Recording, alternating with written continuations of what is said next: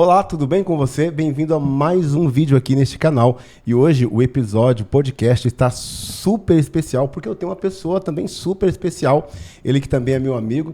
No podcast passado eu trouxe o pastor George, né, para contar um pouco da história dele. E hoje eu estou trazendo o pastor Júlio Trindade.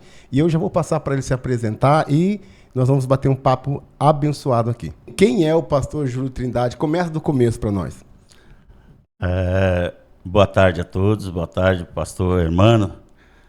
O Júlio Trindade, uma pessoa que veio da roça, né, numa caminhada aí que Deus proporcionou na nossa vida, de uma trajetória muito complicada na caminhada, mas estamos aqui, de pé, firme como sempre, né? Assim permitiu o Senhor Jesus que nós chegássemos até aqui. E no decorrer desse bate-papo nós vamos aí destrinchar aí mais um pouco da minha caminhada aí. E assim passar aqueles que nos assistirem, né, para que possa ter uma visão, né, do que acontece na sua vida. Assim como aconteceu na minha vida, né, a gente vem de uma família da roça, tudo, e hoje a gente está no pastoreado e nós vamos chegar até aqui logo para nós batendo esse papo. Então, eu sou o Júlio Trindade, pastor da Igreja Batista Livre e Renovada do Brasil, né? Muito feliz de assistir também o podcast aí do pastor George, uma bênção também, homem de Deus, família de Deus, né? Com a trajetória também de um testemunho maravilhoso. E estamos aqui, né? Conforme a nossa conversa aqui, vamos destrinchando aí em nome de Jesus. Então, pastor, para as pessoas aqui que estão nos acompanhando, eu gosto sempre de começar do começo, né? Sim. Fala um pouco sobre a sua família, né? Seus pais, a pessoa que estava com você ali, as pessoas que te rodeavam durante a sua infância. Você já nasceu em um berço cristão? Você sempre foi cristão, nasceu crentinho, foi crescendo crentinho? Ou você teve uma história aí entre o antes e o depois? Antes e depois de Cristo. Me conta um pouco quem era sua mãe, como era o seu pai, a sua vida antes desse pastor que a gente conhece hoje. Realmente a minha vida ela tem o antes e o depois, né? Eu sou natural de São João do Ivaí, né? São João do Ivaí. Paraná? Paraná. São João do Ivaí, ali por a região de Manuel Ribas, sentido Ivaiporã, aquele meio ali, o Vale do Ivaí conhecido, né? Então, nasci ali e, assim, a nossa família nunca foi, assim, cristã, né? De envolvimento cristão. A gente morava muito na roça. E a gente já nasceu ali naquele berço roceiro, né? Poucos estudos. Mas eles eram religiosos de alguma maneira? Não assim, frequentadores não, né? Até porque pela dificuldade de localização, às vezes tinha aquelas igrejinhas, né? Mas era mesmo assim ainda muito longe, mas não era de frequentar não. O meu pai tinha lá, né? Eu via ele sempre orando antes de deitar e aquele processo assim. Mas ele não era evangélico, era um católico, mas não de frequentar a igreja, né? E a minha família, assim, infelizmente, tinha muito envolvimento a bebida alcoólica, né? Que meu pai, ele se embriagava muito e tinha muita contenda na família. Meu pai foi casado pela segunda vez e eu da segunda família, eu era o mais velho. E veio uma irmã, com a segunda esposa do meu pai, por nome de Lourdes. Ela mora lá em São Paulo. Então nós dois éramos os mais velhos. Ela assim ficou sendo a mais velha. E os outros irmãos era tudo pequenininho, que está em Mato Grosso hoje, tudo já formado com as suas famílias, pela honra e glória do Senhor Jesus. Meu pai e minha mãe hoje já estão no berço do Senhor. Então foi uma trajetória muito sofrida, entendeu? O tempo que nós ficamos lá no sítio foi de muito trabalho. Muito cedo eu já estava na roça, né? Trabalhando, toda a família ali, ganhava uma certa idade ali, já estava com a enxadinha nas costas, indo para a lavoura. E assim foi a minha vida, mais ou menos até ali aos 11, 12 anos de idade. Depois, um irmão nosso, da primeira esposa do meu pai, ele morava em São Paulo. E meu pai ficando um pouco mais de idade, então ele veio para o Paraná e levou a gente embora para São Paulo. Aí nós fomos morar em São Paulo, em Barueri, né? Barueri, um lugarzinho muito conhecido, tem lá o Alphaville ali, aquela região ali muito conhecida, logo na entrada de São Paulo. E ali nós ficamos por 10 anos, né? E ali eu comecei a minha caminhada, assim, de trabalho, né? Ali fui trabalhando eu já com 13 anos ali, já estava trabalhando de ajudante de caminhão em depósito, essas coisas, e comecei a encarar esses trabalhos aí. E assim foi a minha vida, na infância de muito trabalho, muita luta e desafios familiares também que a gente teve que ir superando, né? Mas nessa infância, você já teve contato com o evangelho em algum momento? Ou sempre aquilo que você via do seu pai só e depois... Era sempre aquilo só. Então, nesse tempo que você está falando aí, é um tempo onde ainda não existia a possibilidade nenhuma possibilidade de estar com Cristo. Eu creio que existe, essa possibilidade estava aos cuidados do Senhor somente, mas a mim ainda nada tinha acontecido que eu pudesse imaginar que a gente estaria nessa caminhada hoje. E teve um momento que você foi para o garimpo, né? Isso. Que foi um momento que você passou da sua vida, que você conversou comigo uma vez.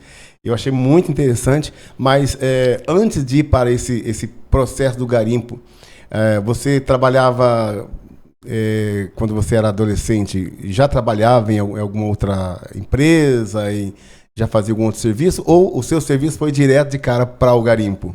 Não, eu trabalhei em várias empresas antes de acontecer da ida para o garimpo. O que aconteceu? Eu trabalhei de saqueiro em algodoeiras, né, coisas de cereais.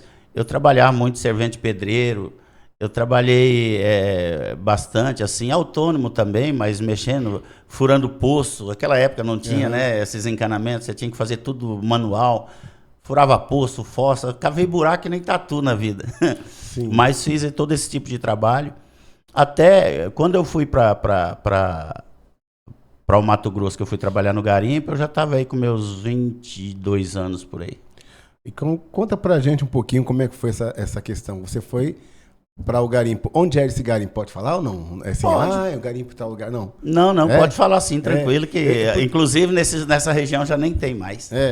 Porque geralmente a gente escuta algumas histórias de garimpo, né? Eu já escutei várias histórias assim de pessoas que passaram e não foram tão boas, não, né? A maioria que vai para lá é sofrida, né? Muito sofrida. Agora você não, você foi de boa, não sofreu nada. Sofremos muito. Então, muito, porque a maior parte das coisas de garimpo é ilusão, né? Alguns acontece de ser bem sucedido lá, mas é aquela coisa bem aleatória. Não é assim que você chega lá e se realiza, não. Tá, mas como que você ficou sabendo que tinha um garimpo? Alguém te falou? Tem um garimpo lá, Serra Pelada, não é Serra Pelada? Não. Tem um garimpo lá em Mato Grosso, Sinop? Alta Floresta. Alta Floresta, lá em Mato Grosso. Lá em Mato Grosso. Como que chegou essa história que deu uma vontade de você partir para o garimpo? Quem é que te falou? Você ouviu no jornal? Como é que foi? Para a gente começar do começo até chegar nessa história aí. Então, esse mesmo irmão que veio buscar meu pai em São João do Ivaí e levou ele para São Paulo, passado um tempo, ele morava lá e ele foi embora para Alta Floresta. E lá ele tinha uma outra atividade, que ele trabalha com o negócio de máquinas agrícolas, né? Máquinas de terraplanagem, essas coisas, não agrícola, aliás, mexendo com terraplanagem. Mas ele tinha os cunhados, as pessoas que trabalham foram para o garimpo, que também foram embora na época, foram para o garimpo. E num determinado momento, que nós estávamos em São Paulo, meu pai conosco voltou para São João do Ivaí. Nós ficamos 10 anos em São Paulo, voltamos para São João do Ivaí. E ali ficamos trabalhando ali num corte de cana, né, colheita de algodão, essas coisas, nós ficamos trabalhando lá, passando por muita dificuldade. Nisso, meu irmão decidiu, então, de novo, vir a São João do Ivaí levar a gente para Alta Floresta, para morar lá. No primeiro momento, era até para morar num sítio dele, né? Um sítio dele lá, uns 80 quilômetros afastado da cidade. Mas meu pai, como sempre, lidou com roça e tudo, então ele optou para apoiar meu pai a cuidar desse sítio. E eu fui junto, né? Porque eu trabalhava numa lanchonete em São João do Ivaí, mas então decidi não ficar e ir com eles para lá. E aí, a partir de quando eu cheguei lá, que eu fui me atualizar da questão do garimpo. Sim. Onde tinha um cunhado do meu irmão que trabalhava, só que lá são vários garimpos, né? Tem o garimpo que é do moinho, que eles falam, tem o outro que é do baixão e tem o outro que é do mergulho, né? Aí daqui a pouquinho eu vou explicar cada um deles. Tá. Se você que está nos acompanhando aqui já foi um garimpeiro ou ainda trabalha no garimpo, deixe seu comentário aqui, diz aí se você está entendendo, porque eu ainda não estou entendendo essas questões de garimpo do barrão, como é que é? Tem o garimpo do moinho, Moinho, tem o garimpo baixão, né? Baixão. E tem o garimpo do mergulho. Bom, e se você está entendendo tudo, diga aí que estou entendendo, tá bom? Agora, se você é como eu, que ainda não sabe, nunca foi pro garimpo, né? Deixa o seu like, não se esqueça de se inscrever se você ainda não se inscreveu aqui e compartilhe esse nosso episódio com os seus amigos, com sua mãe, com seu pai, para que esse conteúdo chegue a mais pessoas. Então, vamos voltar aqui para o pastor Júlio, a história do garimpo. Vai lá, pastor. Então, e aí quando eu me atualizei sobre essa questão, eu falei pro meu irmão, falei, escuta, eu quero ir pro garimpo, eu não quero ficar aqui no sítio aqui com o pai, não. Deixa o pai aqui, os irmãos aqui, e eu vou pro garimpo. Porque eu também tinha naquela visão que lá no garimpo eu ia achar muito ouro. Opa! E aí para mim dar uma mão pro meu pai, para minha família. Agora então, fico rico. Esse era o meu objetivo. Eu falei, bom, se é isso que estão dizendo, então eu vou pro garimpo. E ali foi feito todo o contato com o cunhado do meu irmão. E aí ele optou a concordância da gente ir. Aí nós fomos para lá e ali começou o sofrimento. Mas você tinha quantos anos quando você foi para lá? Essa época eu estava com a média de 23 anos, mais ou menos. Tá, 23 a 24 anos. Já era adulto, já, né? Já estava aguentando lapada da vida rolê. E aí, você chegou lá, qual foi a sua primeira impressão? Você chegou, falou, opa, agora eu vou ficar rico, agora eu vou ajudar meu pai e minha mãe, e já achou que ia chegar arrancando ouro, né? Foi exatamente. assim, não? Chegou? Até eu chegar, parecia... Primeiro que aquelas estradas longas no meio daqueles matos, né? Uhum. Que é selva para todo lado, e eu me sentia me aprofundando cada vez mais na selva. Um lugar muito desconhecido, mas a gente ia conversando com as pessoas dali e tal, e ali eles tinham um hábito de causar medo na gente, né? Então, muitos falavam assim que a gente chegava lá, a gente era barriga verde, tipo assim, não tinha experiência nenhuma. Uhum. Então, falava cada absurdo do que tinha ocorrido, né? Mas tudo para te amedrontar. Mas, a princípio, eu já estava percebendo que a coisa seria complicada. Porque você vai olhando para todo lado, você não vê cidade, não tem cidade próxima, é tudo muito longe. E quando nós chegamos no garimpo, que vai saindo de uma estrada, de uma BR, que é tudo de chão, depois você pega uma estradinha mais 5 andares, depois outra mais ainda, e assim você vai. Nossa.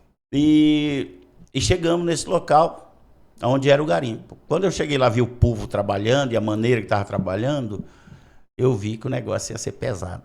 Nossa. Era na água o dia inteiro, e barulho de motor o dia inteiro, uma loucura. E gente sobe morro, desce morro e vai...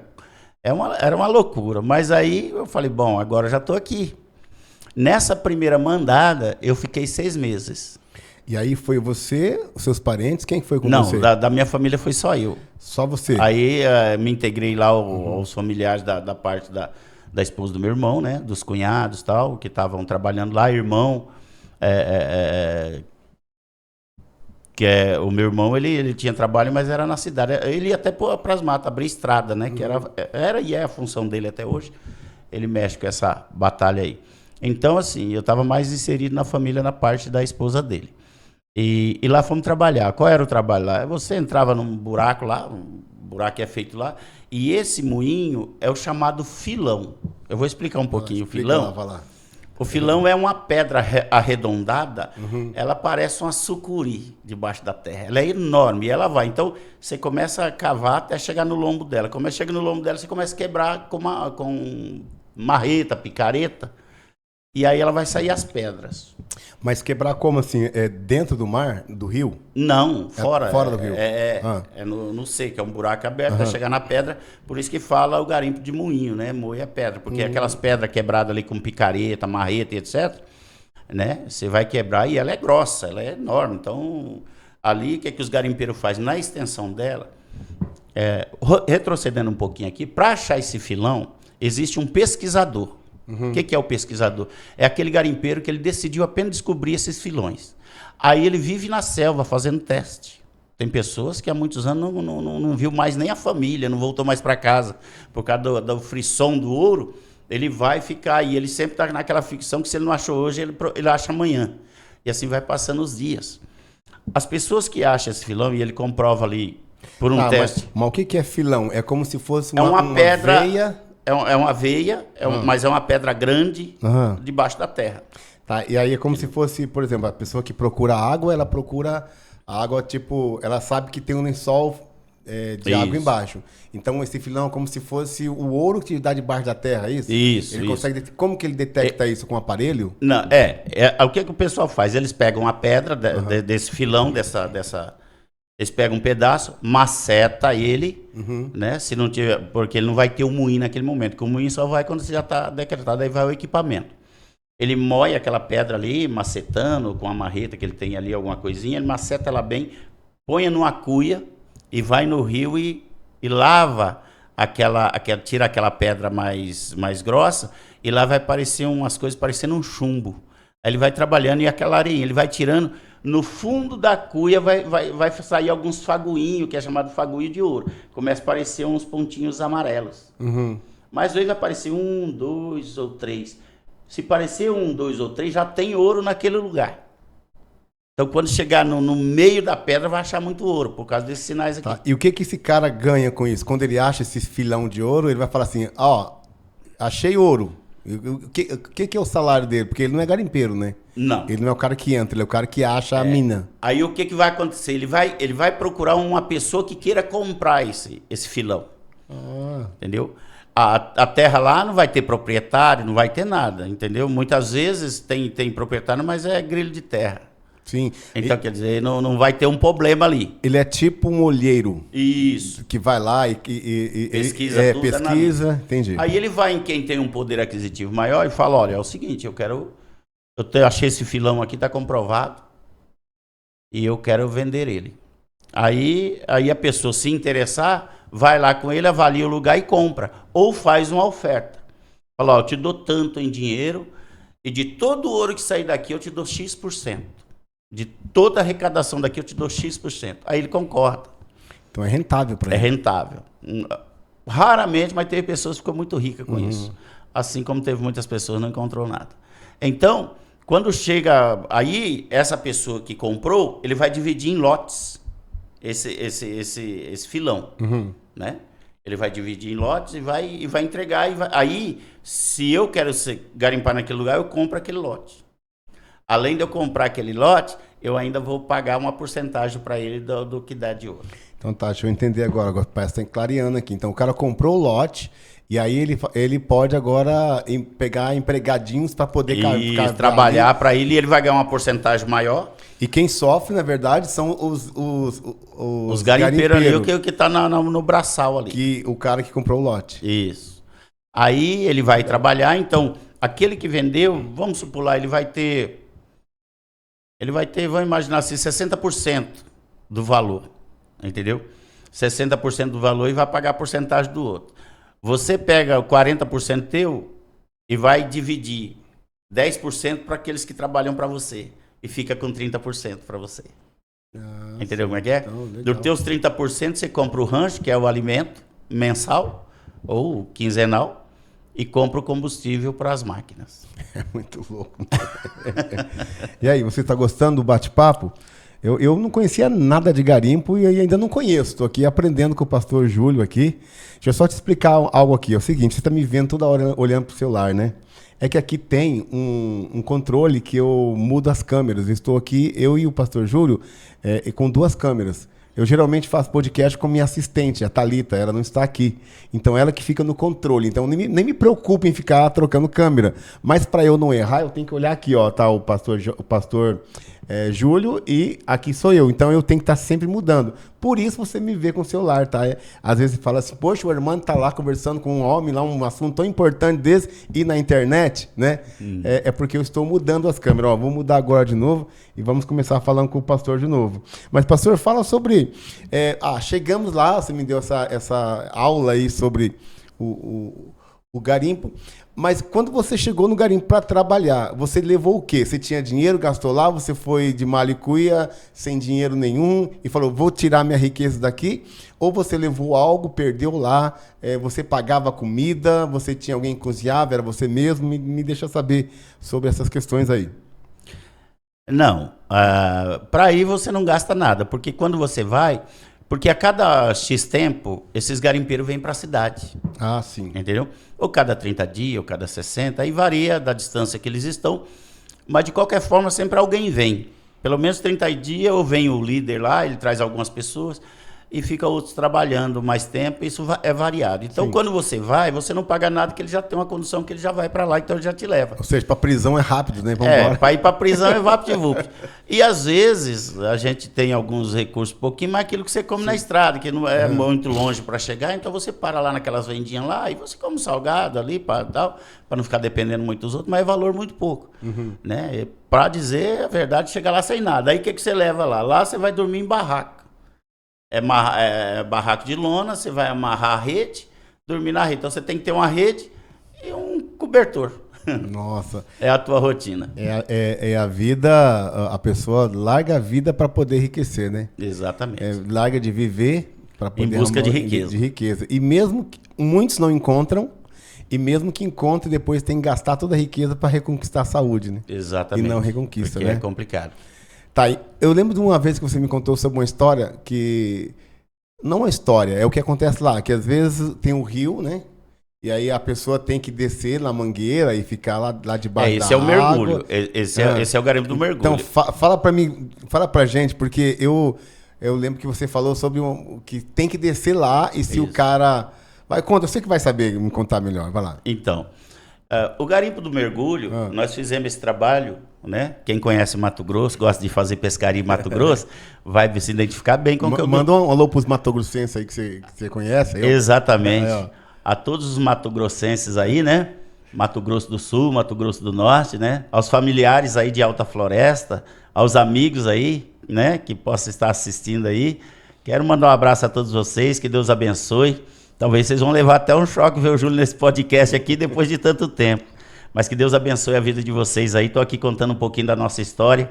E eu sei que para contar toda a história levaria muito tempo. Mas vamos dar uma resumida aqui para o povo conhecer tudo que nós passou aí nesse Mato Grossão velho de Deus aí. Aí, beleza. Então me fala pra gente sobre a questão do mergulho. Porque teve duas. Você falou que então, o que você estava falando era uma outra modalidade. Que era o baixão, que daí você trabalha com jato, aí não é o garimpo de pedra, é o garimpo de terra. Por que baixão?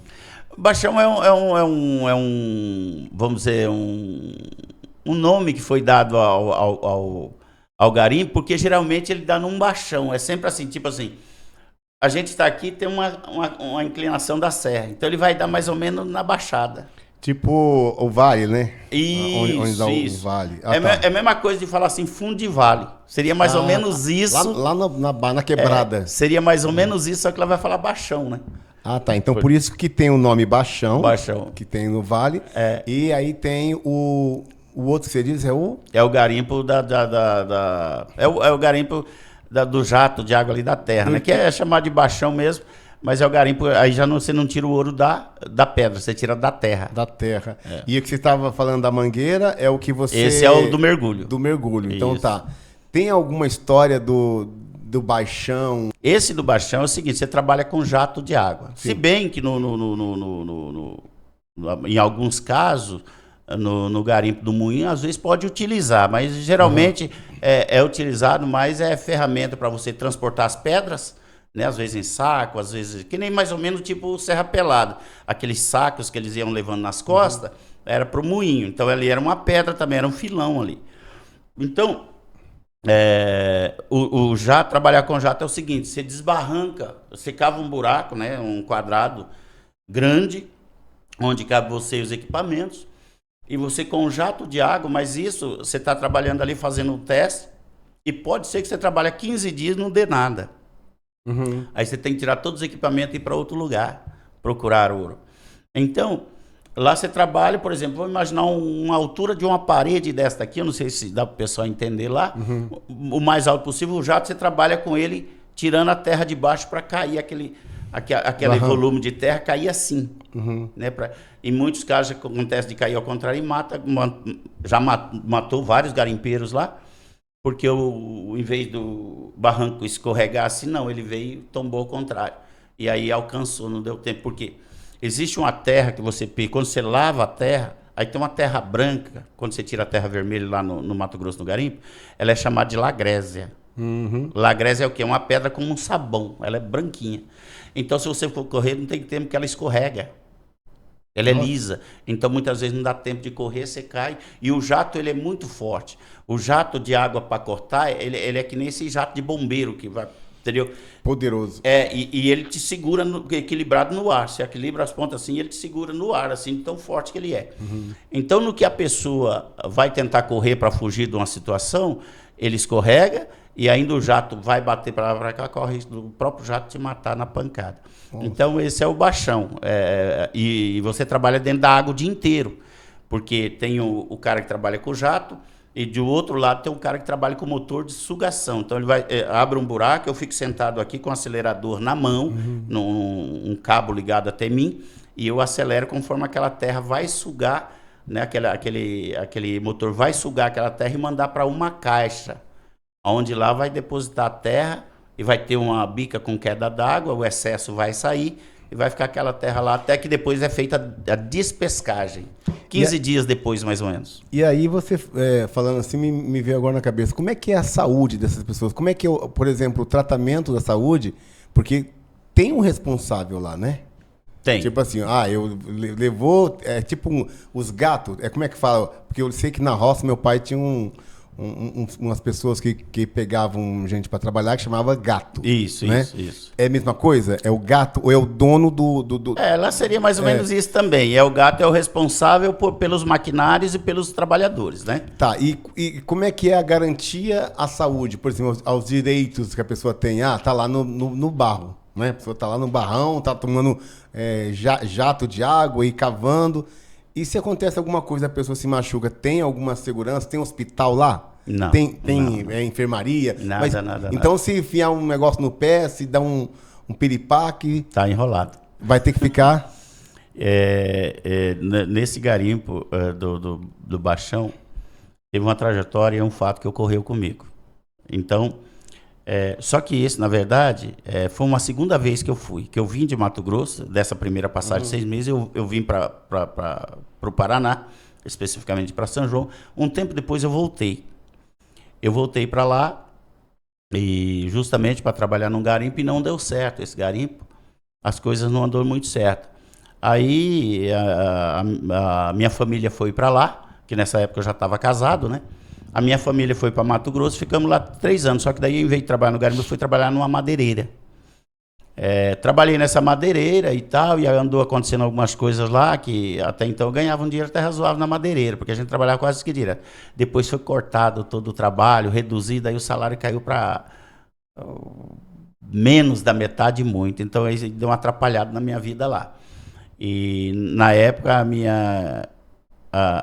minha sogra estava com problema de saúde, e aí a minha esposa então veio para cá para poder cuidar dela, né? Aí veio para cuidar dela e ficaram para cá, e eu fiquei lá.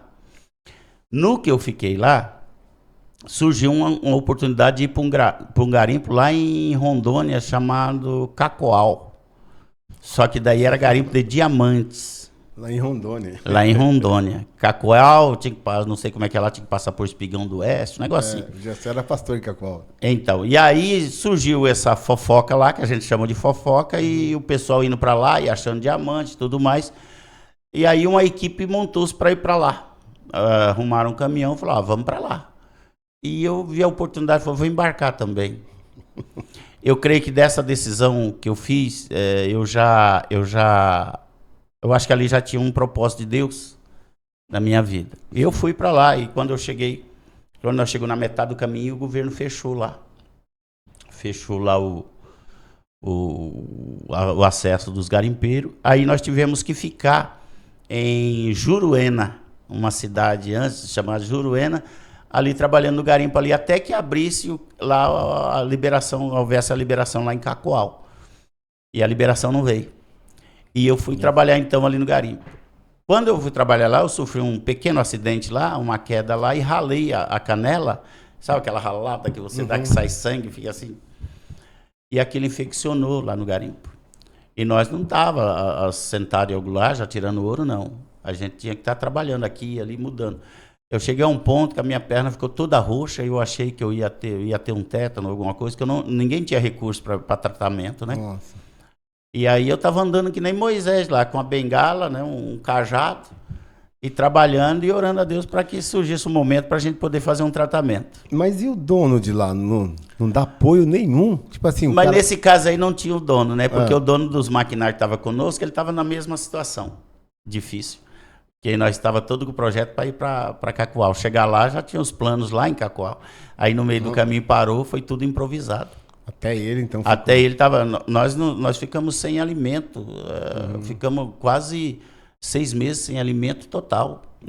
Nós ficamos sobrevivendo de açaí, né? Açaí e frutos da selva.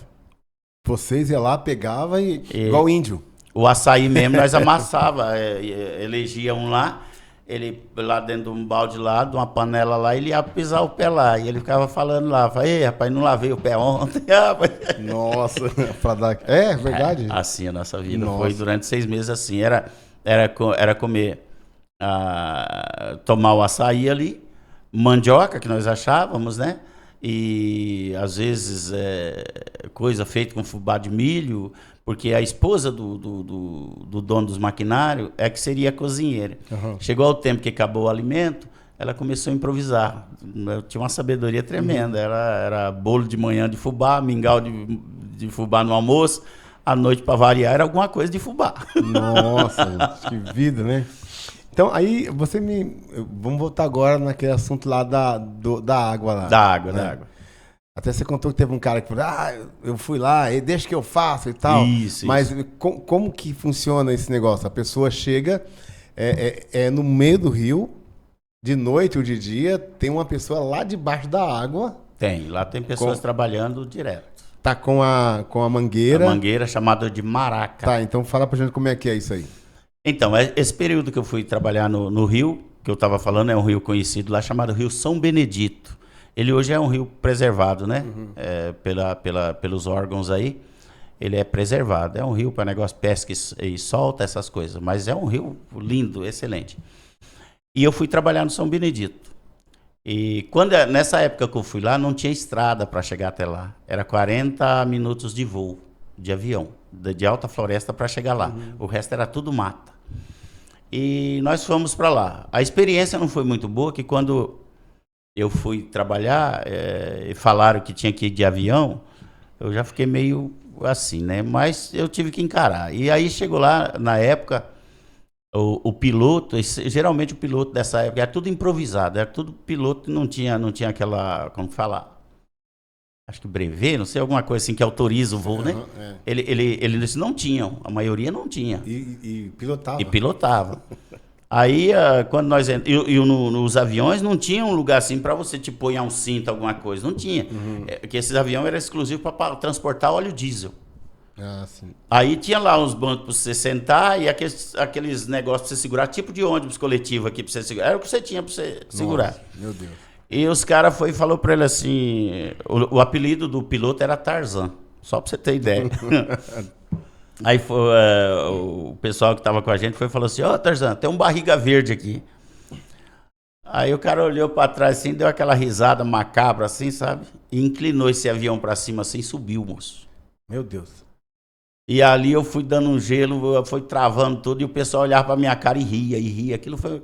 Aí depois ele inclinou assim pra baixo, aquele avião, assim, já pra me assustar, né? Aí chegamos lá no garimpo, aquela pista de pouso terrível, né? Você olha de lá de cima, parece que é o palmo de uma mão pro cara pousar. Ele pousou ali eu vi onde eu tava. Falei, meu Deus, eu tô no fim do mundo agora. No meio do buraco. Agora não tem jeito mais. Falei, se acontece alguma coisa aqui, como é que eu vou embora? Pegar o avião, você não ia pegar. Não. E para descer desse avião, eu desci cambaleando. Se um amigo não me segura, eu caía. Nossa. De medo. E ali a aventura começou aí. Depois fui para a balsa, né? Porque daí você pega uma voadora As balsas tá tudo lá no meio do rio, mas tem a Currutela, que é onde ali o pessoal para, onde tem o pouso dos aviões ali. Então tem uma Currutela que é a espécie ali de um estacionamento de embarcações ali. Ali uma voadeira, que é o bote, né, que eles falam, bote a motor. Aí nós fomos. Aí cheguei lá e aí a minha primeira experiência com mergulho. Aí eu já cheguei lá, conheci uma pessoa lá e ele já estava no garimpo já há muitos anos. Foragido, porque naquela época tinha muita gente foragida. Só aproveitava pro garimpo. Ia pro garimpo porque não tinha muito acesso, né? Naquela época tinha muito isso. Então as pessoas que fugiam aí por algum delito aí cometido aí, fugia para lá. E aí cheguei lá, se enturbamos. E eu fiquei conhecendo uma pessoa lá e ele falou assim, olha, eu vou te ensinar a mergulhar. Eu falei, tá bom, então me ensina, que eu vou precisar. E contei um pouquinho da minha história para ele contou um pouquinho da história dele para mim e tal. E assim foi. E ele foi me ensinando e eu fui trabalhar. Para descer lá com a maraca, lá no fundo do rio, era 32 metros de fundura. Para você chegar lá no fundo, tinha um processo, você não podia descer de uma vez. Porque dá uma dor assim no ouvido, assim, porque a pressão da água. E aí você não aguenta. Aí ele disse para mim, olha, você vai até onde você aguentar, hoje. Amanhã não é questão de aguentar, não, você tem que ir até o final. Você vai ter que chegar lá embaixo e trazer uma pedra para mim saber que você foi lá embaixo. Nossa. Beleza. E eu falei, acho que dá para descer. Pensei comigo, dá para descer lá, é hoje. Tá. Rapaz, quando chegou na metade, isso aqui parece que ia explodir, isso aqui assim. Porque é fundo, né? Vai dando pressão da água, tudo. E você vai descer com a roupa de mergulho, né? Aí você vai colocar a válvula na boca, né? De respiração de ar. E a respiração fica num compressor. Ele que fica cuidando da respiração. Lá em cima. E você lá embaixo. E eu fui descer, não consegui, aí voltei. No outro dia ele chegou a minha vez e falou, agora você vai. E eu fui. Aí ele fala assim, você vai descer até pocar o ouvido. Nossa. Aí o que é isso, pocar o ouvido? Estourar. A pressão vai sentando que ele estoura, faz toque no ouvido. Aí sangra. Aí acabou o problema da pressão. Acabou o problema, acabou o ouvido também. Não, por incrível que não. Entendeu? Não sei como é que é esse negócio, não sei te explicar já esse detalhe. Talvez a medicina possa um dia eu falar, olha, vê o que aconteceu aqui, mas nunca ocorreu a necessidade disso. E aí eu desci tranquilamente. Aí aquela pressão acabou, entendeu? Acabou aquela pressão, fui lá, peguei a pedra, levei para ele, aí comecei a trabalhar. E continuou ouvindo normal? Aí normal, tudo. Não doeu o ouvido? Não. Doeu apenas naquele momento. E acontece isso aí com todos que vai para o mergulho e tem esse processo. Meu Deus do céu, sabia disso não. Tem. Então, aí, chegando aí no ponto aí da pessoa que teve um problema lá no baixão, porque você vai trabalhar nesse lugar, você vai puxar terra. A mesma coisa lá do outro, só que agora você está no fundo da água. Você não está mais no baixão em cima na terra. Você está no fundo da água. E aí você vai ali movimentando a maraca e tudo que você vai recebe sinal pela mangueira de ar. Aquele sinal compassado assim, é que eles falam que está cego, não tem ouro nenhum. Quando eles dão uma puxada tremida é que está indo ouro, então você para ali. Aí você para e começa a trabalhar ali. Só que no fundo da água é cheio de montanhas, né? Aí você vai trabalhando ali, você vai abrindo um buraco e entrando debaixo dessa montanha sem ver. E ocorreu isso comigo. Nossa. Quando eu dei por mim que eu passei a mão, eu estava muito no fundo. Eu não estava quase nem achando a saída.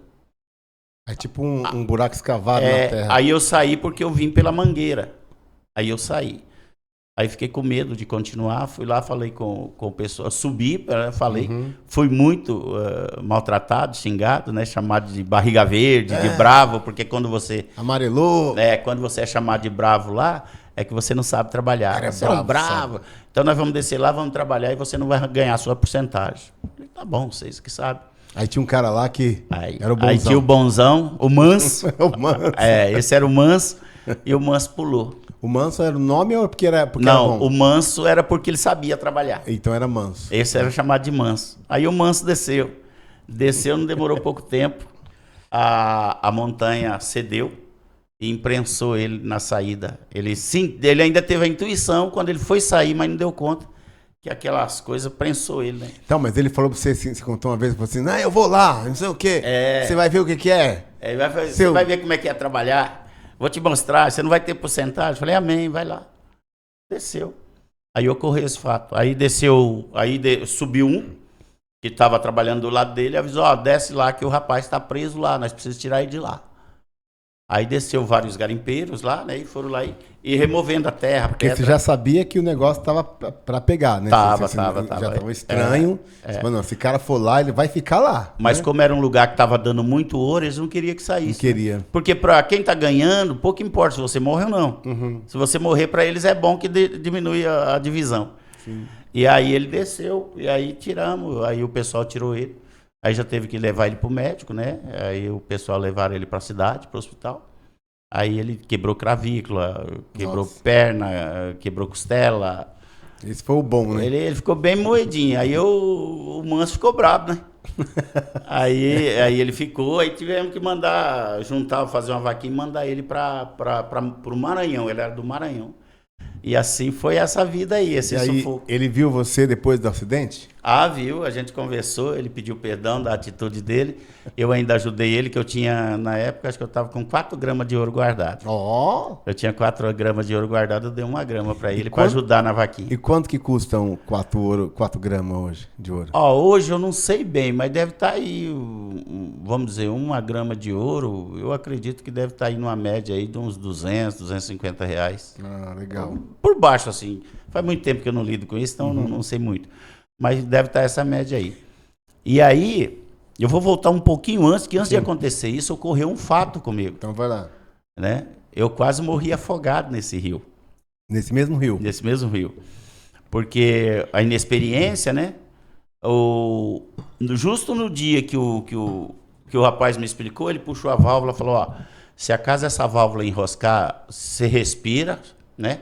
Solta a respiração e prende, aperta a válvula, depois você põe na boca e puxa a respiração. Porque dentro da mangueira fica água. Então, se você não fizer isso, soltar a respiração, para você empurrar a água.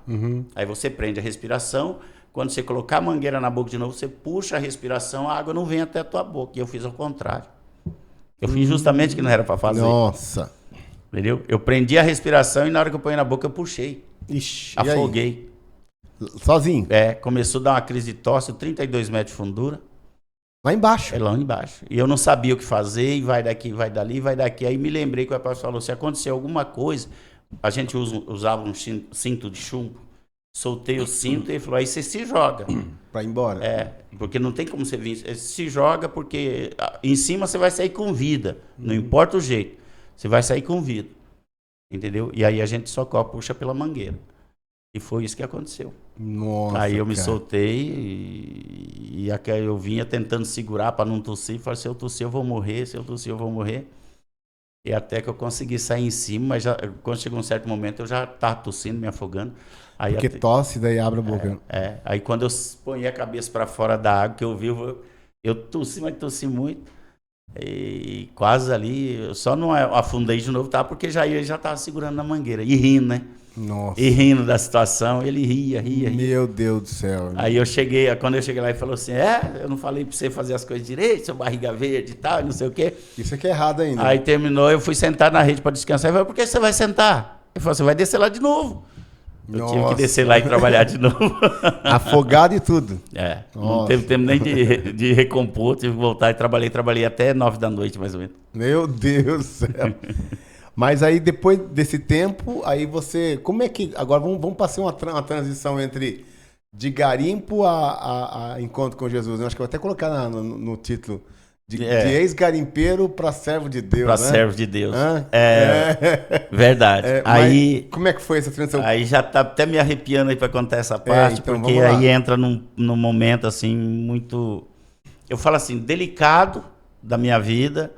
Mas depois de um tempo a gente percebe aí a mão de Deus, o mover de Deus, né? Porque quando eu volto do garimpo, eu voltei bem numa situação muito complicada, né? Porque não tinha conseguido o que eu almejava, eu vim para Londrina e aí dessa vez que eu vim, já vim embora para Londrina, né? Morar em Londrina. E aí muitas coisas aconteceram aqui, né? Aí a gente passou a trabalhar na área de vigilância, né? Já um trabalho totalmente diferente daquilo que a gente fazia, mas passando por muitas dificuldades. E eu tinha um agravante ainda, né? Porque eu também, eu contei esse período todo, mas não falei também que eu bebia muito. Ah, essa era? Nessa trajetória toda, a gente tomava com força, vamos dizer o outro, sabe? Então, essas coisas também pesou muito em muitas coisas na minha vida. A bebida também, ela teve muitas coisas que ela atrapalhou bastante. E aí, quando eu venho para Londrina, aí eu passei a começar a ir em algumas igrejas. Aí, a partir desse momento, eu ia. Mas aí, depois desse tempo, você saiu do garimpo. Isso. Saiu com dinheiro, pelo menos? Nada. Depois desse tempo, você saiu e saiu sem nada. Para não dizer que eu não saí, assim, para não dizer que não foi sem nada, eu consegui o dinheiro da passagem para vir embora. Meu Deus. O dinheiro da passagem. 6 meses que trabalhei. E um curioso ainda para te contar. A perna estava inchada demais e roxa. Nossa. Quando eu saio, que eu chego na primeira cidade, eu tomei um antibiótico e vim embora. Quando eu cheguei em Londrina, parecia que nem enfermidade tinha. Olha, foi rápido o negócio. Então. Foi muito rápido, assim, a recuperação. Nem sinal tem de nada. E daí você chegou aqui, direto em Londrina, do garimpo para Londrina. Então aí começou uma nova saga. Uma nova caminhada. Mas nesse período, desde o garimpo, você já mandava uma caninha. Eu vim parar com a bebida aqui em Londrina em final de 2009. Mais ou menos. Final de 2009 aí que aí eu tinha que tomar uma decisão da minha vida. Mas o que fez você tomar essa decisão? Você chegou e falou, poxa, agora eu tenho que parar de beber? Nem era ainda questão evangélica ou... Não. O primeiro momento era a minha vida pessoal. Eu comecei a fazer uma reflexão pessoal. Por você. Porque, às vezes a gente, num contexto assim, de situação difícil, a gente começa sempre a culpar pessoas. Né? A gente tem, porque eu não consegui isso por causa de fulano, eu não faço isso por causa de Beltrano, e quando na verdade não é isso. Terceiriza, né? A gente fica terceirizando o problema e esquece de olhar para si mesmo. Hoje eu conheço a Bira Falizamini, você é si mesmo, né? Sim, com certeza. Então, eu acho que esse foi o período assim que eu comecei a olhar para a minha situação mesmo. Quando eu comecei a olhar para a minha própria situação e parar de olhar a dos outros, porque os outros, se quisessem mudar, mudavam, e se não quisesse também, não ia mudar. Mas eu que estava almejando mudança, porque eu já não estava aguentando mais viver aquela vida. Eu queria algo diferente. E me lembro de um pastor uma vez que eu conheci, que ele falou assim, quando a gente quer algo diferente, a gente também faz diferente. Sim. E eu guardei muito isso. Eu falei, exatamente é isso. Se eu quero algo diferente, eu tenho que ser diferente, fazer tudo diferente. Aí foi numa dessas vidas da cachaça aí, eu fui numa mercearia, comprei a bebida para trazer para casa, mas antes fiquei lá tomando um tanto ainda, né, para poder complementar depois que cheguei em casa. E na trajetória que eu vim da mercearia para casa, eu senti no coração de falar com Deus. Falei, Senhor, ou o Senhor tira essa bebida, me ajuda a mudar a minha vida, a minha história, ou então o Senhor dá um fim na minha vida, que ela já perdeu seu valor faz tempo. Tá, mas como é que você falou com Deus? Você falou orando ou você falou no desespero? Ah, meu Deus, essa vida não presta? Mais ou menos assim. Não era uma oração. Não foi exatamente uma oração, foi que no trajeto... Eu olhei para a minha situação, né? Parece que a cerveja estava saindo, vamos dizer, saindo pelo ladrão, como diz o ditado, né? E eu com aquela compulsão de beber, eu falei, mas onde vai parar isso? Então, no trajeto, eu falei isso. Desabafou, né? Porque eu já não aguentava mais, e realmente eu não estava aguentando mais. Que além de estar levando uma vida, vou dizer, miseravelmente, eu ficava devendo para todo mundo, era um caos a minha vida.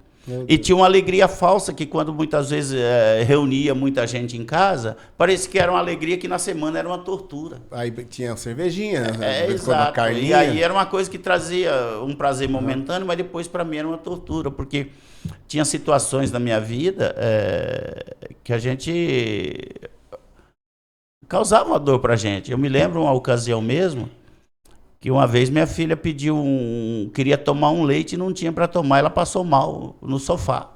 E eu não tinha o dinheiro para comprar o leite. Aí eu tive que pedir o socorro e comprei o leite, ela tomou, ela voltou assim. Então aquilo essas lembranças começou a me torturar demais, porque eu falei, isso não é justo um homem viver assim. O homem ele tem que ser o provedor das coisas, pelo menos básicas da casa. Eu falei, e trabalhar, sempre eu trabalhava que nem um louco, mas eu trabalhava serviços braçais, eu não recusava o serviço. Mas acontece que chegava no final de semana, eu ficava devendo o meu salário tudinho nos bares e não tinha como fazer uma despesa em casa, então não tinha um equilíbrio financeiro. Esse é o migrador, né? A Bíblia fala Isso. sobre migrador.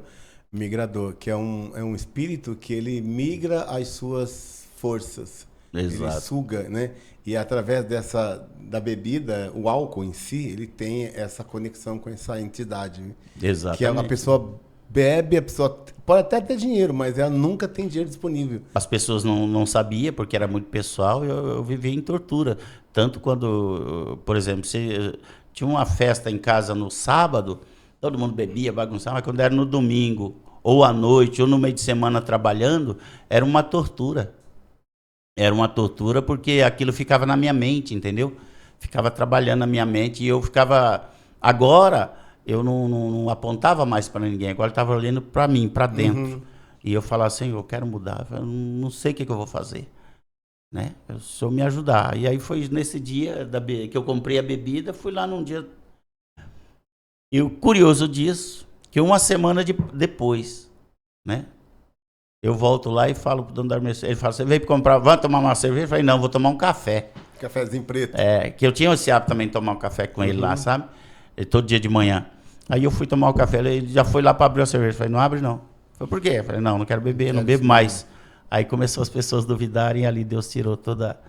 Tá, então você resolveu parar de beber do nada. Assim, não do nada, né? De não tanto, é do nada, de tanto sofrimento. Do histórico. Mas não né? foi porque você se converteu. Você Não, parou, não. Você quis parar de beber pessoalmente, pela sua própria vida. Isso. Não, caramba.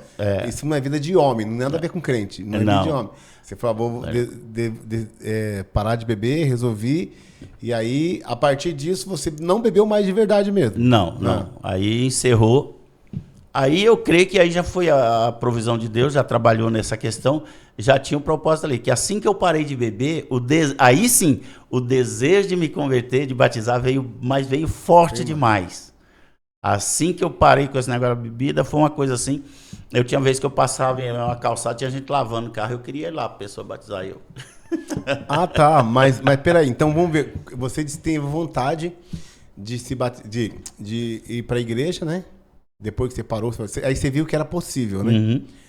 Então, você já teve algum tipo de contato antes disso? Tipo, ou você via pessoas que eram cristãs, que te inspiravam, assim, poxa, vida legal, tranquilo, não bebe, não fuma, tem uma família.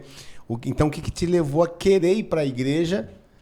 Você tem alguma história passada que você lembra que uma família que era um exemplo, aí agora eu vou para a igreja? Porque que um período eu fui morar em frente a uma igreja, né? Teve um período que fui morar em frente a uma igreja. Enquanto eu passava essa tribulação toda, eu via aquele povo vindo para a igreja. E às vezes eu sentava na área para ficar ouvindo os hinos da igreja. Ah, sim. E eu via aquele povo chegando. Não teve assim uma família específica, entendeu? Mas eu vi o povo chegando na igreja e falei assim, eu quero levar essa vida aí, ó. Deve ser bom, tá aí. Então. Né? A princípio parecia assim, mas parece que ninguém tem problema aí, todo mundo feliz. Tudo pulando. E era igreja pentecostal, não? Sim, Daí sim. você viu o povo alegre. Aí eu vi o povo feliz, né? E aí também, lógico, um período que eu passei assim, visitar a igreja. Eu ia em outra, assim, meio tímido, mas eu ia. E eu ficava olhando, eu falava, será que um dia eu vou estar numa igreja? E assim, eu creio que de alguma forma era uma conversa com Deus, mesmo que eu não soubesse, né? Sim. E eu me lembro de uma passagem que eu trabalhava numa empresa aqui acho que posso falar o nome dela? Pode falar. Na PB Lopes, ali na... PB Lopes, depois você manda o cachê pra cá, tá? Foi propaganda sua. Na PB Lopes, trabalhei ali, na verdade, terceirizado, né? Com a dona Vera, que era dona da empresa, né? Hoje a Central Limp. Pessoas ali, né? Peço muito a Deus pela vida de todos eles, né? Porque as pessoas que dão emprego pra gente também nos ajudam nesse processo. Canal de Deus. Mesmo sem saber, né? E eu me lembro que uma vez eu estava na salinha lá, sozinho, o pessoal tinha ido embora tudo, e eu fiquei pensando e me veio na cabeça assim, falei, Senhor, eu não sei se um dia eu vou ser crente. Eu falei, mas se um dia eu for crente, eu não quero ficar sentado no banco, eu quero fazer alguma coisa. Quer fazer obra. Eu falei, eu não quero ir lá para somar, sou mais um crente. eu me lembro dessa passagem assim. Então, são situações pontuais que eu lembro, né, de que andou acontecendo, que nem esse fato de eu deixar a bebida mesmo. Eu acredito que foi muito importante, que Deus ouviu ali a minha vontade, o meu arrependimento das coisas que estavam acontecendo e que eu sozinho não sairia. Então, ele entrou com a providência e ali as coisas começaram a já caminhar, trajetar o caminho. E aí você decidiu ir para a igreja, você começou a frequentar uma igreja ou passou um bom tempo para depois isso acontecer? Eu já tinha uma igreja em sua mente que você queria ir, alguém te convidou para ir a uma igreja, você foi? Conta como é que foi essa história agora desse começo de conversão. Então, aí no começo não tinha uma igreja específica, né? Eu saía onde eu via uma igreja, eu entrava. Sim. Fui em várias denominações e nesse período, aí passou um tempo, como eu estava com muita vontade de batizar, eu falei assim, olha, a igreja que eu chegar que tiver dando batismo, eu vou batizar. Não importa onde. Inclusive, algumas igrejas que eu fui, que era para estar aberto naquele dia, estavam todas fechadas. Né? E eu, então, ficava assim, eu falei, mas justo hoje tem que estar fechado. Mas eu fui andando, aí cheguei numa denominação aí, que ela ia ter um batismo, eu cheguei numa terça-feira à tarde, ia ter o batismo no domingo. Aí eu cheguei, chamei os pastores, falei, mas eu quero ser batizado agora. Ele falou, mas agora nós não estamos com o preparo, nós não estamos com a roupa. Eu falei, a roupa eu vou buscar. Eu batizo com essa roupa mesmo. Aí reuniram os pastores lá, falei, então vamos batizar ele. Agora. Aí eu fui em casa, peguei a roupa, vim para a igreja e batizaram. E ali eu fui batizado. Ali agora sim. Não fiquei nessa denominação. Mas qual que é a igreja que era? É a Igreja Universal. A Universal. É isso. Se você pegar o copo, né? Mas é bom demais a Igreja Universal. Exatamente. Batizei ali. Mas não fiquei. Né? Eu batizei porque o primeiro propósito ali era o batismo. Aí continuei andando nas igrejas. E fui numa, fui noutra, né? Até que um dia ocorreu comigo um fato de eu estar em casa, isso já fazia mais ou menos uns 5 meses, aí que eu já tinha batizado. Mas começou um momento de agonia, de aflição, né? Depois eu fui entender qual era o processo aí, era uma transição que estava acontecendo e eu estava passando por um deserto aí. As pessoas que viviam comigo na minha casa se afastaram, todo mundo. Nossa. Todos, até meus filhos se afastaram de casa. Então, foi um momento muito ruim ali para mim, né? Foi igual o pastor Jorge também. A mãe dele falou assim, você já tá crente? Vai embora daqui. Vai morar com os crentes, lá na igreja. Ele teve que ir embora morar na igreja. Você sentiu essa rejeição também por parte da família? Isso, senti, né? Meus filhos, porque eles estavam tudo da festa, da bebida, né? E aí, quando eu parei, acharam que não tinha mais o que atraísse eles, penso eu, né? Se eles estiverem me ouvindo, vai entender o que eu estou dizendo, porque a gente sempre conversou sobre isso normalmente. Manda um abraço para eles, se alguém estiver assistindo aqui, ó. Mandar um abraço aí, né? Aí, ó. Pro Paulo, pra Pamela, pra Juliana, pro Robson e pros netaiada, tudo aí. Não vou citar o nome não, que é muito, hein? Deus abençoe vocês. Amém. E aí você sentiu essa pressão, né, também familiar, porque a gente sente, mesmo que não haja uma rejeição assim escrachada, a gente sente que quando você vai num ambiente que não é cristão, mesmo sendo da família, é um pouco hostil, né? Exatamente. Então aí você sentiu esse peso aí de ser cristão agora e a família não acompanhar. Exatamente. Tem muito isso, carrego muito isso comigo, por mais que a gente tenha orientado, por mais que eles já vieram conversar comigo, pai, o senhor venceu, o senhor conseguiu, o senhor mudou a história. Eu falei, eu não, então nós todos podemos, porque o meu foco principal era que todos andassem na mesma trilha, no mesmo caminho. Mas por consequência de discordância, eles acharam que não, né? Inclusive, às vezes tem pessoas que falam assim, você é um exemplo de vida. Eu falei, exemplo é para ser seguido. Sim. Então, se eu sou exemplo, vocês deviam seguir. Isso. Já que eu sou exemplo, vocês não seguem, então não estão servindo de exemplo. Entendeu? Então, eu acho assim, eles precisam talvez amadurecer, talvez Deus tenha um propósito para a vida deles, não sei, é Deus que sabe. Eu continuo orando pela vida deles e que Deus abençoe, né? Sim. Mas eu tenho que seguir a minha trilha. Sim. E aí você, da Igreja Universal, você chegou para o Bispo Macedo e disse, Bispo Macedo, oi, estou saindo, a paz seja convosco, tchau. está abençoado. Aí você foi para qual ou não saiu de uma igreja para outra? Você saiu, foi para casa e depois se transicionou? Não, porque na verdade eu não congreguei aí nessa igreja. Eu só houve o batismo, eu fiquei uns dias lá e aí eu saí, né? A minha vontade era realmente o batismo, ser batizado nas águas, então tá. Aí eu continuei de igreja em igreja, não tinha uma denominação. Mas eu tinha alguns amigos que congregavam na igreja presbiteriana, independente, né? E ali no Jardim Del Louvor. Então numa das madrugadas que eu estava muito ruim, muito mal, né? Ali se sentindo muito sozinho no deserto, liguei, né? Vou até falar o nome dele aqui, ele também vai estar assistindo, quero mandar um abraço para ele, o Toninho. E ele foi e falou comigo, eram umas 3 horas da manhã. Eu liguei para ele e falei, ô Toninho, rapaz, o negócio tá complicado. Eu falei, eu não tô conseguindo viver não, eu vim para cá, parar de beber, mudar de vida, mas que deserto é esse? Eu falei, não, minha vida agora acabou tudo. E eu não sei não, acho que eu vou voltar para onde eu tava de novo. Ele falou, não, aí ele aconselhou bastante, falou, não, eu vou fazer o seguinte, se você aceitar, eu vou mandar o pastor da nossa igreja aí fazer uma visita. Eu falei, pode mandar. E foi lá, pastor Ricardo Baracha, não esqueço, né, o pastor Ricardo, um homem muito abençoado por Deus, psicólogo, um cara de um conhecimento assim, faz uns trabalhos maravilhosos, né? E aí ele esteve na minha casa. E ali nós conversamos tudo, ele me orientou de como ser. Aí a partir dessa orientação, aí eu comecei a trilhar o caminho. Porque agora eu tinha uma pessoa me orientando. E aí você ficou na igreja desse pastor? Fiquei. Por um tempo. Aí eu fiquei por um tempo. Ficamos lá 5 anos mais ou menos. Que legal. E a partir disso aí você começou a vida cristã? Aí começou a minha trajetória. O Júlio crente. Aí a partir daí começou. Começou minha trajetória, graças a Deus. Como é que foi? Me conta a história dos hinos na parede. É isso mesmo, pastor? Isso. Como que então, eu logo que eu, né, comecei a seguir a caminhada, então eu comecei a cantar playbacks. Né, cantar com playbacks em casa, pegar os playbacks dos hinos e lá ensaiando, e eu para me decorar eu começava a escrever a caneta, né, pausando o hino, ó, pra você ver, pausando o hino e escrevendo trechinho por trechinho da música para me decorar ela mais rápido. E com isso, cada hino que eu escrevia, eu pregava na parede, a parede da sala de casa ficou tudo cheio de papel. E um dia esse pastor chegou lá,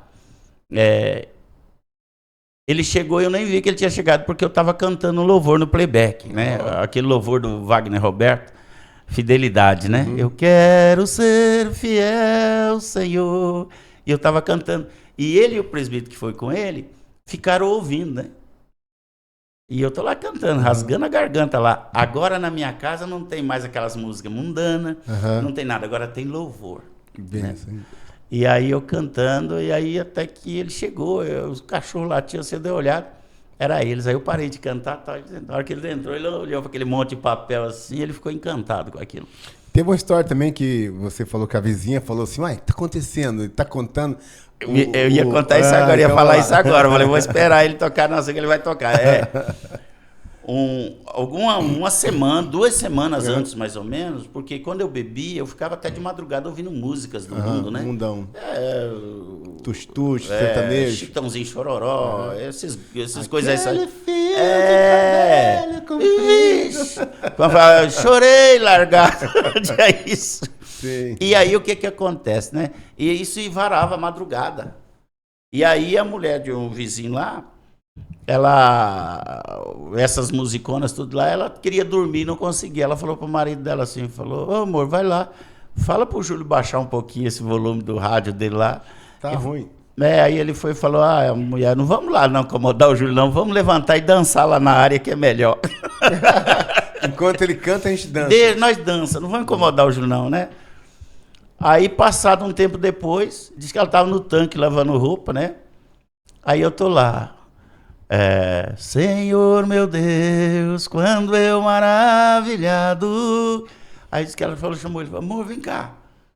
Olha que zino, coisa mais linda que o Júlio está cantando. Como é que mudou assim? Ele falou, amor, é mistério, é coisa de Deus. Deixa o Júlio lá. Daí foi, assim foi a minha história.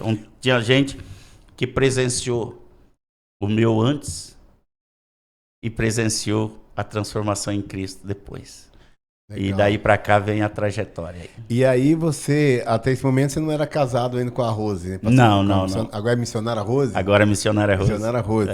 Então, aí nesse período você estava sozinho? Tava sozinho. Tava sozinho. E aí depois você começou a estar na igreja, a igreja que você falou era...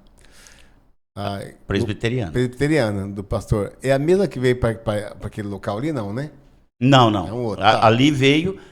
quando eu mudei para essa outra igreja, aí era presbiteriana renovada. É mesmo presbiteriana, mas agora renovada. Renovada. Né? Então, daí você ficou quanto tempo nessa igreja? Você chegou a ter cargos lá, tipo... Não. Coisa? Ali eu fiquei trabalhando ali, nessa igreja ali com o pessoal, somando as duas, que saiu um ano sobre o comando de um e chegou outro, vamos pôr uns 3 anos. Uns 3 anos mais. Mas não era presbítero, nada? Não. As pessoas chamavam diácono, presbítero, mas consagrado mesmo, não tinha sido ainda. Tá, e aí, do nada não é, nada acontece do nada, Nada né? do nada. Aí você resolveu casar, encontrou a missionária Rose. Você pode contar um pouquinho como é que foi? Foi na igreja, foi no serviço? Porque agora vocês têm uma história junto, né? Agora tem uma história. Então, aí... eu estava ali na igreja presbiteriana independente, Sim. Aliás, renovada, e aí ocorreu o fato aí da pandemia, né? Da pandemia e aí até 2020, eu acho que até 2020, eu fiquei lá morando no fundo da igreja. Uhum. Depois aí houve um probleminha lá e eu saí, eu fui morar no Jardim Maria Celina, mas aí, com virtude da pandemia ter se agravado e como a gente tem um pouco de comorbidade, a gente teve que dar uma pausa, né? Então houve aquela pausa ali em 2021 até meio de 2022, né? Aí já finalzinho de 2022, eu já conhecia a Rose, de uma igreja que a gente sempre está indo, que era a igreja que ela frequenta, né? Ou frequentava, agora a gente vai lá de vez em quando. A igreja Só o Senhor Deus, do pastor Daniel, né? A gente sempre está lá trabalhando junto lá. E aí a gente ficou conhecendo lá, né? Houve um histórico aí, eu ainda um pouco meio receoso com essas coisas, não querendo muito, né, ter uma decisão sobre isso, queria prolongar ao máximo, mas aí as coisas começaram a conversar, aí começou a acontecer a questão do pastor Gessé, que daí entrou nesse processo aí, né? E aí até que a gente chegou e falou, não, vamos tomar uma decisão aí, né? Porque a gente não pode ficar nesse lenga-lenga aí muito tempo, porque o perigo anda ao derredor. Sim, com certeza. Então vamos tomar cuidado e vamos nos agilizar. E aí, como houve uma proposta aí dessa igreja 2 anos atrás que a gente está, que é a Batista Livre Renovada do Brasil, aí eu vim, né, substituindo o pastor Gessé, que era ele para ter vindo, e aí o processo veio acontecendo, né? Aí a gente agora está juntos aí nessa caminhada, né? Inclusive, nos estudos que nós teve ontem lá, eu comentei com ela, eu falei para a minha esposa... eu venho ensinando ela já está assustada. Imagina a hora que ela descobrir que 40% do ministério que é meu pertence a ela. Pertence. Eu falei, ela vai se assustar mais. Né? Então, assim, mas a gente vai devagarzinho, assim, crendo que ela vai galgando aos poucos também. Sim. Porque, às vezes, o impacto da situação, né, que para ela está acontecendo muito rápido. Sim. Entendeu? Eu teve um processo na minha vida que foi acontecendo. O processo da bem dela vai acontecer. Eu não posso chegar e querer antecipar esse processo, né? Então eu estou orando a Deus, buscando muito também para mim saber lidar muito bem com essa situação. E como é que foi essa questão de você, desde o Júlio normal, que era garimpeiro, depois veio para ser crente, agora de transição do Júlio crente para o Júlio pastor agora. Como é que foi essa história? Como é que se deu isso? Você disse que teve uma profecia, alguém te deu uma profecia ou alguém te deu uma direção? Ficou na sua cabeça? Conta para nós como é que é essa questão. Então, quando eu estava na presbiteriana renovada, das 2 vezes que eu estive, né, com os 2 pastores Oswaldos, né, ocorreram bastante coisas ali.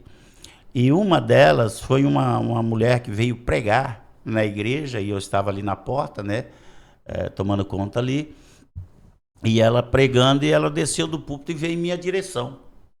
e falou que Deus tinha falado que eu seria pastor desta igreja, né? Amém, a gente recebeu, né? Porque tudo que vem de Deus vem, Sim. e no tempo dele, né? Mas assim, quando a gente olha pra gente fala assim, poxa vida, não tem possibilidade nenhuma da gente ser, né? Por nós. Mas se Deus falou, ele pode todas as coisas. Sim.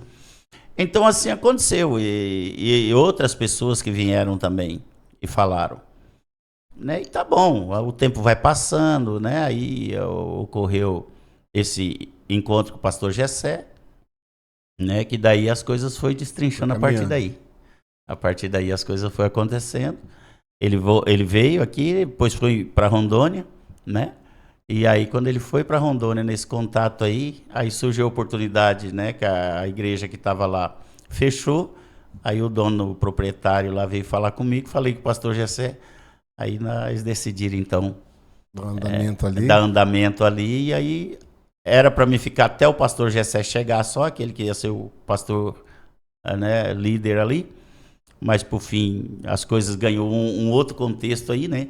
Que a filha dele lá teve um problema também de saúde, e ele não pôde vir naquele momento. Então eu fiquei à frente, né, da igreja ali até que resolvesse tudo. Tudo já é um trabalhar de Deus também, né? Tudo já é um trabalhar de Deus. Aí você já vê a mão de Deus movendo, agindo as coisas ali, ponhando tudo na sua direção. E aí aguardei, mas assim, daí até que eu fosse consagrado a pastor ali, aí a coisa também foi... Teve uns perrenguinhos? Foi uns perrenguinhos, assim, a gente também assim ficou um pouco, né, assustado até. Eu falei, poxa vida, né, mas eu sei, é uma coisa assim de Deus, que Deus chama, mas a gente fica naquela ansiedade, como que eu vou ser, como é que eu vou agir com a situação, né? E às vezes outros pormenores que tem ao nosso redor, a gente fala, pô, isso aqui pode impedir que eu seja um pastor, né? Pode impedir aqui, impedir ali, por fim, nada foi impedimento que Deus concretizou. Mas daí você teve um tempo de aprovação, um tempo de lutas. Você quer compartilhar alguma coisa sobre isso? Ah, ou não? teve, né? Nesse período, o pastor Gessé veio, né, para cá, depois que resolveu a questão das filhas, ele esteve para cá. E aí a gente teve, então, um contato aí de ele ir agilizando esse processo, né? No primeiro momento, eu seria o pastor, mas o segundo dele. Sim, um auxiliar ali. Eu ia ser o auxiliar dele. No primeiro momento era isso. Mas no decorrer dos dias, e assim a gente convivendo junto, ele também fazendo algumas provações, dando umas cutucadas ali em algumas coisas, ele foi definindo que eu ia ser o pastor, o líder da igreja. E assim, eu tinha feito o curso já, né, com ele, e logo que eu assumi, então, o que aconteceu?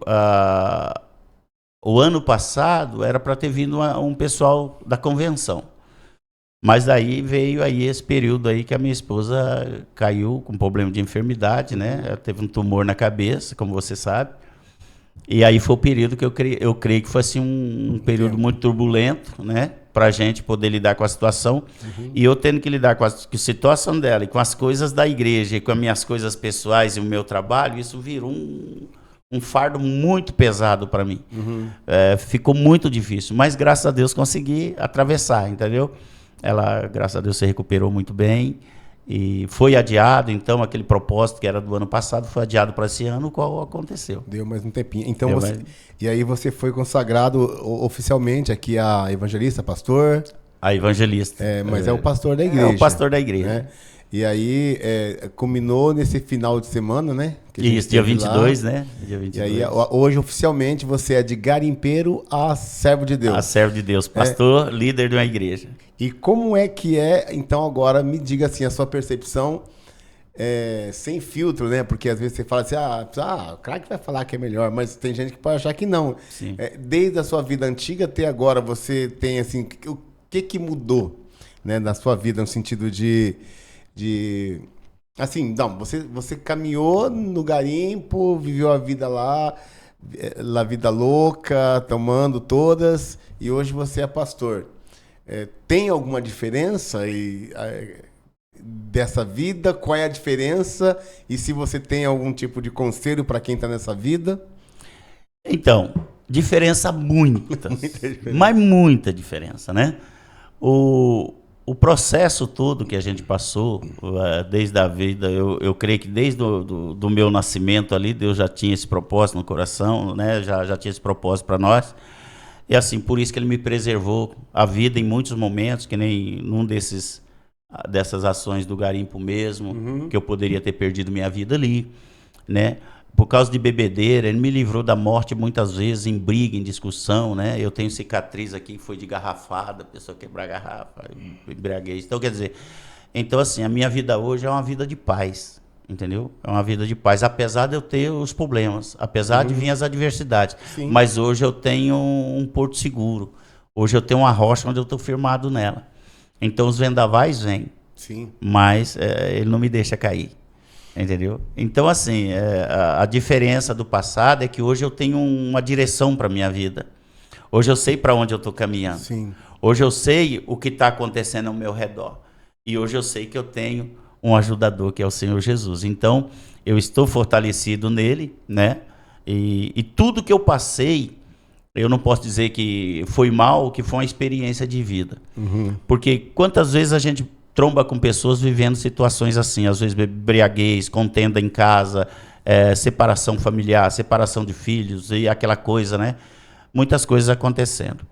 Mas o que eu posso dizer a essas pessoas, e eu falo, né, pela experiência de vida e por tudo que eu vivi, não é teórico, né? É vivido, é que Deus está contigo, né? Se você manter firme a fé e buscar de coisas diferentes na sua vida e, acima de tudo, põe a Deus à frente, as coisas vão mudar. Amém. E vai mudar para melhor. Não somente na vida da pessoa, na vida familiar.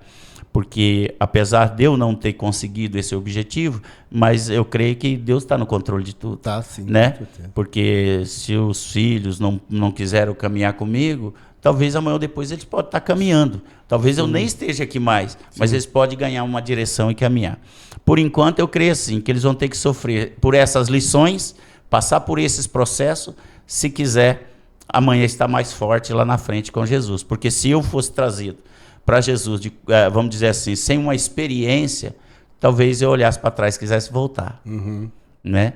Mas como a vida foi tão dura lá atrás, eu falo, não quero voltar não, com Jesus está melhor. E tanto eu canto louvor, né, que com Jesus é melhor. Sim, e por falar em louvor, como é que começou a sua história com as músicas do Mato Nascimento? Ô, Glória! Ô, Glória! É. Então, rapaz... Esse é o Mato Nascimento londrinense. Londrinense, né? Aí o que acontece? Ainda quando eu estava no mundo, eu gostava de ouvir Mato Nascimento. É mesmo lá? No mundo, J Neto, mas já aqui em Londrina, tá? No mundo, mas aqui em Londrina. Lá no Garimpo eu nem sabia que nome era esse. Só tava no mundão. Agora aqui em Londrina, aí sim. Aí talvez ali já estava tendo um processo de um trabalho e eu já gostava muito do estilo de Mato Nascimento, né? Quero ver você no céu. Né? E tem aquela música aí. Anjos, anjos poderosos, Guardando, agindo ninguém pode destruir. Então, eu começava a ouvir esses louvores e ficava deitado ouvindo, sabe? E depois, passado um tempo, eu já estava tendo acesso já a ouvir o testemunho dele. Aí eu ouvi um testemunho, ele contando sobre a história de uma laje. E quando ele contou, né, e tem até um louvor que fala, e ele contando aquela história da vida dele, que ele era integrante dos Paralamas do Sucesso, na época, né, acho que é isso, e um homem que era até bem sucedido, e quando ele vem para Jesus, ele vai a zero, né. Então ali ele fez uma grande reflexão, e eu passei a me identificar. Eu não canto todos os louvores dele, mas alguns louvores eu canto, porque eu consigo cantar, que ele tem um timbre de voz que foge da normalidade, né? Sim. E aí não sou tão ousado para chegar a esse nível, mas a gente canta na igreja, o louvor, né? E assim, as pessoas chamam eu de Matos Nascimento, brinca tudo, eu sei que tudo não passa da brincadeira, mas a gente procura cantar e não deixar tão feio assim. Não, mas você canta bem, você é quase o Matos 2. E aí, a gente já está aqui com 1h20. Opa. E aí eu quero que você olhe para essa câmera aqui, pastor, e olhando bem no olho aqui da pessoa que nos acompanha até agora. E se você nos acompanha até agora, meu amigo, você é guerreiro, viu? Amém, muito obrigado amém. por acompanhar a gente até agora. Verdade. Porque não verdade. são muita gente que consegue, não. Hoje em dia tá todo mundo querendo um videozinho rápido, né? Vai só passando dedo. Então, para aguentar um vídeo aí de 1 hora, tem que ser forte mesmo. Amém. Então, já te agradeço por você me acompanhar até aqui, por você estar aqui com a gente. Se você não deu like ainda, aproveita, já se inscreva. E também o pastor, eu tô vendo aqui pastor George escrito aqui, porque toda hora eu vou tentar chamar você de Jorge. O pastor Júlio também tem as redes sociais, né, pastor? Isso, Então, vou deixar aqui abaixo as redes sociais. Eu vou deixar para ele falar quais são as redes sociais dele. Então, pastor, você olha para essa câmera aqui, pro olhinho dessas pessoas e fala o que você achar no coração, suas considerações finais. Deixa aí suas redes sociais para as pessoas te acompanhar. Amém. Se quiser convidar o pastor para pregar, o pastor também tem contato. A gente o pastor ele trabalha no manto profético, igual o pastor Gessé, pastor Júlio, o pastor que teve aqui, o pastor George. Então, essa câmera é sua, suas considerações finais e deixa aí suas redes sociais. Amém. Pode olhar para a câmera. Isso. Primeiramente, eu quero agradecer essa oportunidade que eu tive aqui de falar um pouquinho da minha vida, né? Eu sei que talvez nos tempos passados eu não tinha essa oportunidade. Hoje tenho a oportunidade de falar com você aí que esteve assistindo até agora, né? Que eu não sei o que está acontecendo na sua vida, mas você pode ter certeza que tem um Deus velando por você, cuidando de você em todos os seus caminhos. O que a gente precisa muitas vezes tomar decisões de realmente assumir essa responsabilidade com Deus e seguir. E qualquer problema da sua vida, entregar nas mãos dele. A caminhada, a jornada é dura. Talvez, não sei se você hoje tem uma igreja, é um seguidor de Cristo, mas se não for, Deus já tem um propósito, tem o teu nome escrito lá. E ele vai te levar onde ele quer que você vá. E não adianta a gente, muitas vezes, querer fugir, né? Se a gente quer provar algo diferente, vamos fazer diferente. Eu quero deixar aqui. Eu tenho a única rede social que eu tenho um canal no YouTube, né? Até não posto muitos vídeos, espero em breve a gente ter uma condições para postar mais vídeos falando da palavra de Deus, do amor de Deus. @Júlio Trindade, é somente isso. @Júlio Trindade, é lá que está escrito. Se quiser entrar lá, vai encontrar lá essa figura aqui, né? Lá falando uma mensagem, a palavra do Senhor lá, tá bom? Agradeço aí pela oportunidade. E para poder entrar em contato com o pastor pelo Face... De alguma forma encontra. Se for através do irmão aqui, então mais rápido ainda. Isso. Então, mais uma vez nós te agradecemos por estar com a gente até aqui. Deus te abençoe. Amém. E te dê muita prosperidade. Amém. Se você não se inscreveu, para com isso, meu irmão. Você assistiu até agora. O que é isso? Assistiu até agora, não teve coragem de clicar o botãozinho se inscrever. E nem comentou ainda. Fala sério, hein? Deixa aí, você é um garimpeiro e não comentou. Então, eu te vejo em um próximo vídeo ou em um próximo podcast, em uma próxima live. Até lá.